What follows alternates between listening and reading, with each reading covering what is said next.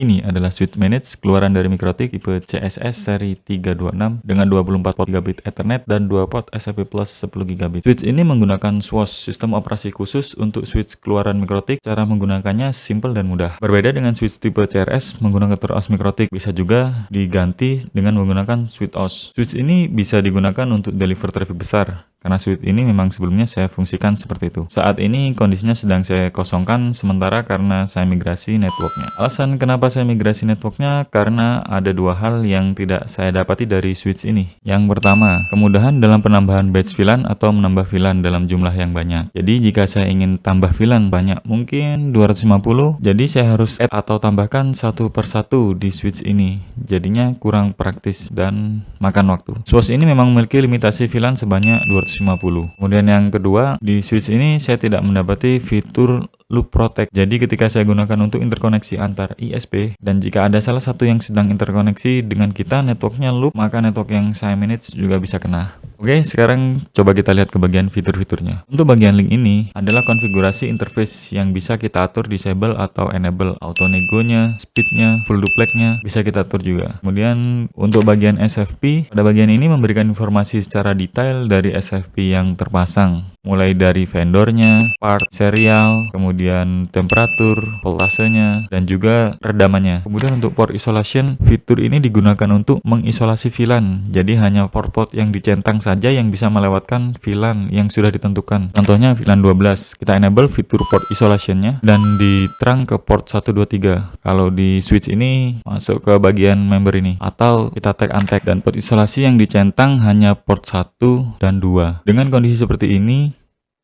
maka VLAN 12 tidak akan bisa lewat port 3. Penggunaan port isolasi ini hanya saya sarankan jika interkoneksi dengan perangkat internal kita saja, karena kita paham kondisi konfigurasi perangkat kita. Jika interkoneksi ini dengan pihak lain, seringnya VLAN tidak bisa lewat, sehingga kita harus matikan port isolasi yang kita gunakan di sisi VLAN. Pada switch ini, saya gunakan interkoneksi dengan ISP lain, dengan kondisi VLAN port isolasinya saya centang seperti ini, dan VLAN-nya tidak bisa tembus, sehingga untuk sisi port isolasinya harus saya ilangin. Ketika ini tidak menggunakan port isolasi, maka yang di sini jadi default. Kemudian ke bagian LAG. LAG ini merupakan link aggregate, yaitu menggabungkan port yang digunakan.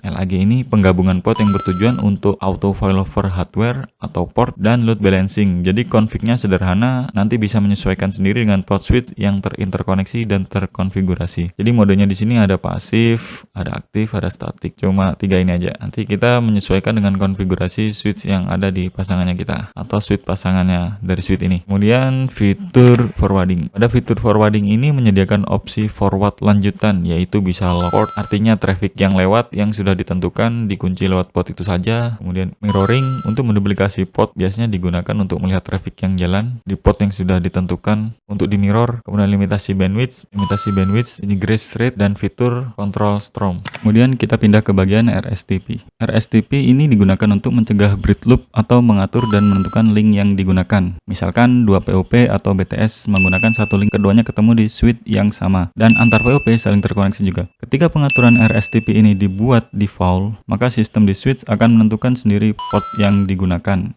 dan yang satunya akan terblok pada suatu kondisi tertentu atau terdeteksi bridge loop. Penggunaan RSTP default ini malah jadi menimbulkan masalah, yaitu traffic jadi pindah-pindah sendiri karena cost yang terbaca di sistem bisa berubah-ubah ketika ada interkoneksi lainnya. Perpindahan ini terasa sekali jika kejadiannya terlalu sering, sehingga untuk mengamankan kondisi tersebut, cost bridge priority harus ditentukan jika kita menggunakan satu port saja dan antar POP atau BTS tidak saling interkoneksi. Dan untuk terang, saya sarankan matikan saja RSTP-nya. Oke, kemudian untuk start, error, dan history, ini hanya menampilkan informasi saja. Kemudian ke bagian VLAN. Bagian VLAN ini kita gunakan untuk menentukan konfigurasi VLAN modenya dari port atau interface-nya. Kemudian mau dibuat tagged atau untagged, atau bisa juga hybrid. Tagged ini maksudnya terang, kemudian untagged ini akses, ANI ini hybrid, atau dia bisa akses, bisa juga terang. Terus kemudian penggunaan default VLAN ID. Penggunaan default VLAN ID ini bernilai 1 jika kita menggunakan mode tagged. Jika kita menggunakan modenya untagged, maka kita harus tentukan VLAN-nya. Sekarang ke bagian VLANs. Di bagian VLANs ini digunakan untuk menambahkan VLAN. Bisa kita enable atau disable port isolasinya. Dan juga untuk member ini merupakan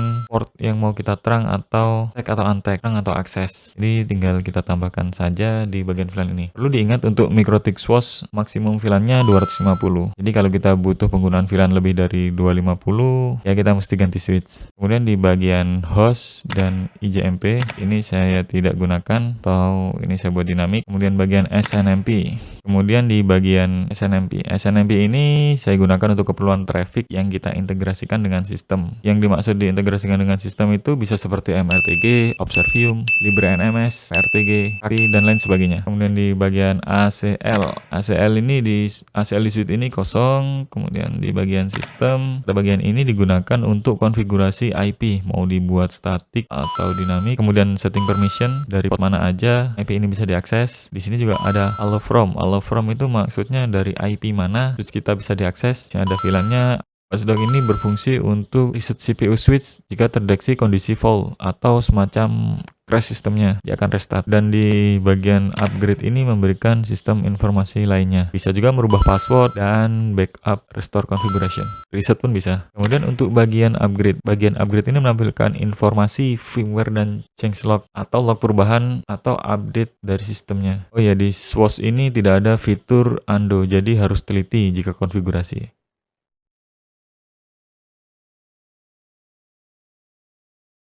Oke, kurang lebih seperti itu fitur dan pengalaman saya dalam menggunakan switch CSS ini. Semoga video ini membantu.